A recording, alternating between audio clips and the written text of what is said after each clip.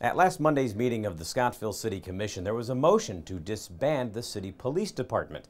Ultimately, that motion failed in a 5-2 vote.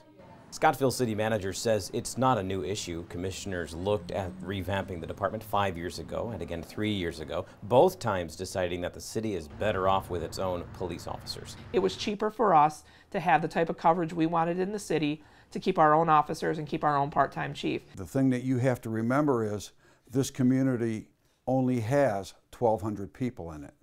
So to start adding costs like that into a tax base, the tax per person goes up dramatically. Commissioner Edward Hahn thinks the city should just let the county handle law enforcement in Scottville. If there's an emergency call, 99.9% of the time, it's the Mason County Sheriff's that ends up responding and not the Scottville Police Department. But what the county can do is limited. The budget I have for my road patrol is awful thin. So if their police department were to fold, we would respond to calls for service, obviously, in the city, but we would not be in a position where we could assign a patrol car to the city. If calls were coming in for ordinance violations, such as barking dogs, loud music, those types of complaints, they would only do that and come into the city and cover those if we paid them to do so. Our ordinances aren't being enforced anyways. The city manager says it cost Scottville about $150,000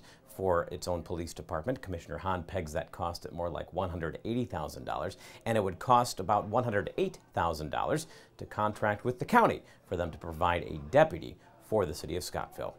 Reporting from our Vogue Theater studio in Manistee, Tom Kramer, ABC 29 and 8.